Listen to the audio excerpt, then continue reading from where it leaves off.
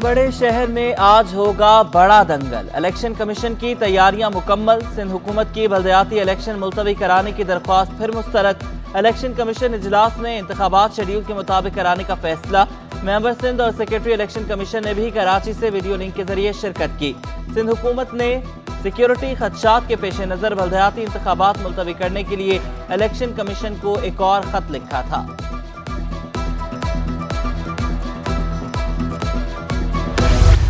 Election commission की तैयारियां full. इंतखाबी सामान पोलिंग स्टेशन पर पहुंचा दिया गया। सूबाई इलेक्शन कमीशन दफ्तर खारदार तार लगाकर सील कर दिया गया। सिक्योरिटी खदशात के पेश नजर रुकावटें भी खड़ी कर दी गईं। सरकारी अफसरान मुलाजमीन को ड्यूटियां सौंप दी गईं। सूबाई इलेक्शन कमिश्नर कहते हैं कि शहरी वोट डालने के लिए घरों से निकले।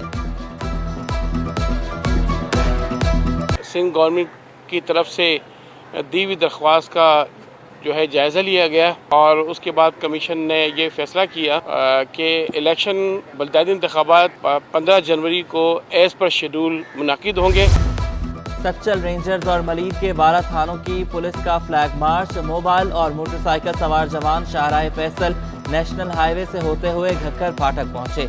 सुखन, शाह लतीफ टाउन, गुलशन हदीद और मलीर के बेशतर इलाकों में भी फ्लैग मार्च किया। शाहराह फैसल पर स्टार गेट से शुरू होने वाला फ्लैग मार्च कायदाबाद में इख्तिताम पजीर।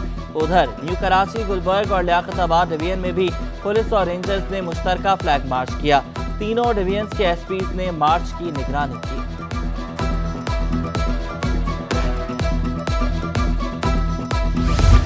ट्रैफिक पुलिस भी बल्दियाती मार्के के लिए तैयार। 3800 अफसरान और एहलकार ड्यूटी पर मामूर।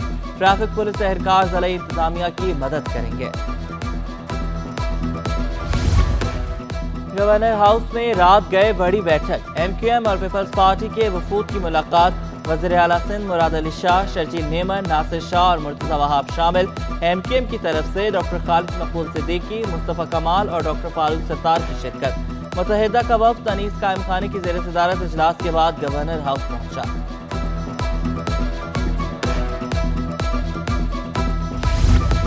बल्दियाती इंतखाबात का इनेकाद उसूली फैसला। तर्जुमान सिंध हुकूमत मुर्तज़ा वहाब ने वाज़े कर दिया। कहा कि सियासी जमातें इंतखाबात में भरपूर हिस्सा ले। रहनुमा पीपल्स पार्टी का लियारी का दौरा, जियालों से मुलाकात। जिला जनूबी के सदर खलील हौत ने तैयारियों से आगाह किया। मुर्तज़ा वहाब ने इंतखाबात की तैयारियों में मसरूफ कारकुनान को सराहा।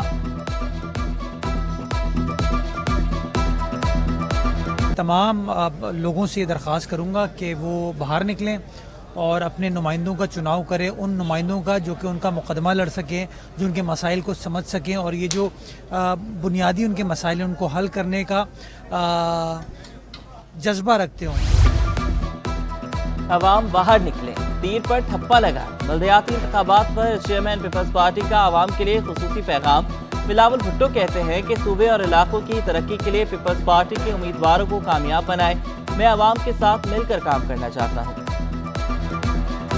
वहाँ से हम गुजारिश करते हैं कि बाहर निकलें, अपना वोट इस्तेमाल करें, तीर पर थप्पा लगाए। मैं आपके साथ मिलकर काम करना चाह रहा हूँ ताकि हम हैदराबाद और कराची डिवीजन के लिए काम कर सके। पीपल्स पार्टी बल्दियाती इंतखाबात में भरपूर हिस्सा लेगी। सूबाई वजीर सईद खनी ने कारकुनान को अफवाहों पर कान ना धरने की हिदायत कर दी। कहा कि आज बल्दियाती इंतखाबात हर हाल में होंगे। मेरी पाकिस्तान पीपल्स पार्टी के तमाम अहदेदारों से, तमाम उम्मीदवारों से गुजारिश है कि वो किसी तजर्बे का शिकार ना हो। इलेक्शन इंशाल्लाह ताला 15 जनवरी को कल हो रहे हैं। आपने बड़ी मेहनत की है, आप तैयारी कर रहे हैं। किसी भी अफवाह में ना आएँ और अपना काम जारी रखें, अपने कैंप लगाएं, पोलिंग एजेंट फाइनल करें और भरपूर तरीके से कल के इलेक्शन की तैयारी करें। बल्दियाती इंतखाबात मुलतवी कराने के लिए सिंध हुकूमत का इलेक्शन कमीशन को खत। जमात इस्लामी ने तौहीन अदालत की दरख्वास्त हाई कोर्ट में दायर कर दी।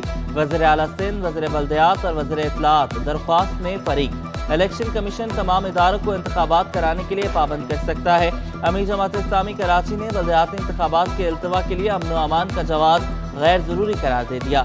हाफिज नईम का मेयर का इंतखाबात बराह रास्त कराने का मुतालबा।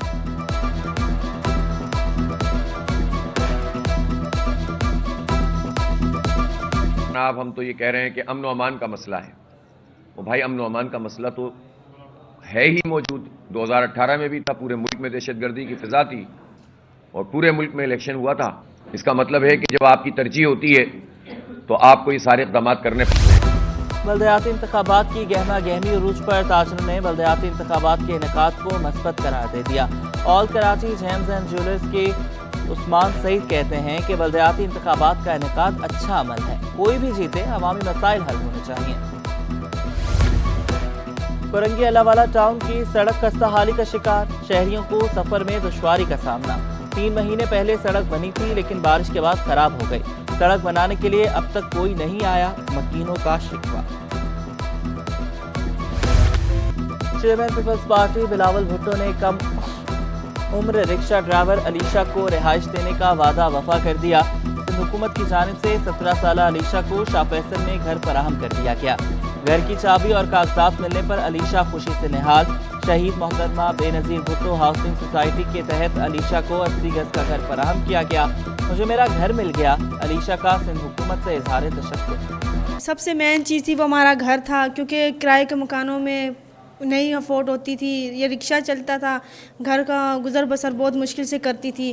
تو اب مجھے بہت ہی زیادہ خوشی ہو رہی ہے کہ میں اپنے گھر پر ہوں اور جو میرے ساتھ وعدہ ہوا وہ آج مجھے پورا کر دیا سندھ گورنمنٹ. غیر اخلاقی ویڈیوز وائرل کرنے کا کیس, دانیہ شاہ کو ضمانت ملے گی یا نہیں. ملزمہ کی درخواست ضمانت پر سیشن کورٹ کا فیصلہ محفوظ, 18 جنوری کو سنایا جائے گا. وکیل صفائی نے بتایا کہ FIA تاحال کیس کا حتمی چالان تک نہیں پیش کر سکا. کیس کے اہم گواہ یاسر شامی کا بیان تک نہیں قلم بند کیا گیا. وکیل مدعیہ نے درخواست کی کہ مثالی کیس ہے, ملزمہ کو ضمانت نہ دی جائے.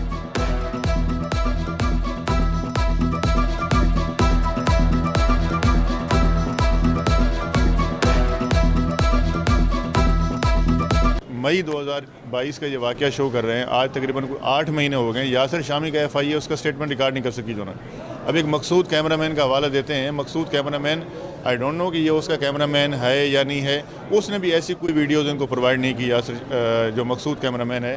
تو یہ جو ایلیگیشن ہے ٹوٹلی دانیہ شاہ کے اوپر فالس ہیں, بیس لیس ہیں, اور ان کے اوپر جو الزام لگایا گیا ہے وہ ٹوٹلی جھوٹا ہے. اور FIA کا بالکل جو ہے ویک کیس.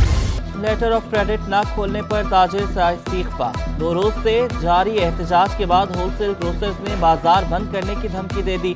پھنسے ہوئے کنٹینرز میں دالیں اور دیگر سامان خراب ہونے کے خدشات, بھاری مالی نقصان پر سر منڈلانے لگا. جنرل سیکرٹری فرحت صدیقی کہتے ہیں کہ یومیہ ڈیمریج 30 سے 35 ہزار روپے بھرتے ہیں. خانہ جنگی کے خطرات بڑھ رہے ہیں. 3 مہینوں سے زیادہ بھی ہو چکے ہیں, کچھ فریش بھی آئے ہیں. اگر وہ ریلیز نہیں کروا پائیں گے اس کے اندر کیڑا پیدا ہو جائے گا. تاجر حضرات جو امپورٹر حضرات ہیں وہ روڈ پہ آ جائیں گے. بندرگاہ پر درآمدی مال پھنسنے سے تاجر و صنعتکار پریشان. مہنگائی میں اضافے کی وجہ بھاری چارجز کو قرار دے دیا. صنعتکار عفیف صدیقی کہتے ہیں کہ 3 ماہ سے درآمدی خام مال کی کلیئرنس کا شدید بحران ہے. اسٹیٹ بینک کو مال کو کلیئر کرانے کے لیے ڈالر دینا ہی ہوں گے. حکومت پورٹ چارجز ختم کرنے کے لیے اقدامات کرے.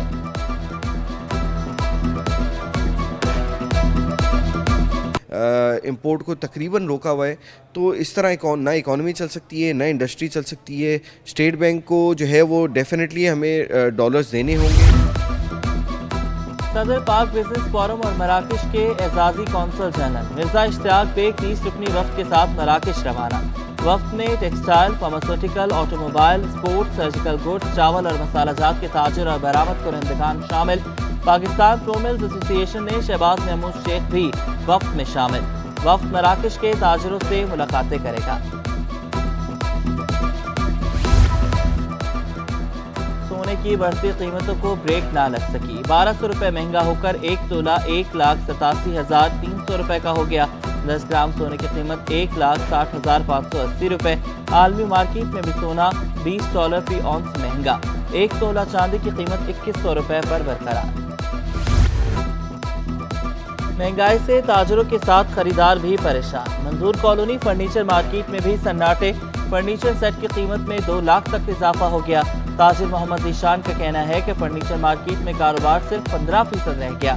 شہریوں نے کہا کہ مہنگائی کے دور میں فرنیچر کی خریداری مشکل ترین ہو گئی.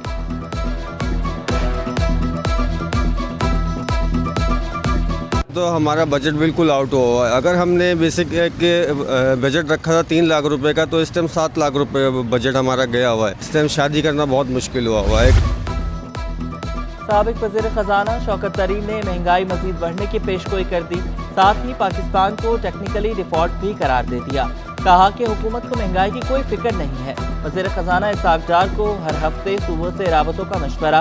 ماہر معیشت مزمل اسلم نے دعویٰ کیا کہ ڈونر کانفرنس سے جتنی رقم تو اوورسیز پاکستانی 4 دن میں دے سکتے ہیں. ہم ڈونرز کانفرنس کی بڑا ڈنکا پیٹ رہے ہیں کہ بڑی کامیاب ہوئی ہے. اتنے پیسے اوورسیز پاکستانی 4 دن میں دے دیتے ہیں, 4 دنوں میں, اور ہم نے $1 ارب مہینے کا اس میں نقصان کیا. کراچی میں نصف دہائی قدیم بک اسٹال. حسن اسکوائر پر 48 سال قدیم بک اسٹالز پر ویرانیوں کے ڈیرے. موبائل فون کے دور میں شہریوں میں کتب بینی کا رجحان دم توڑنے لگا.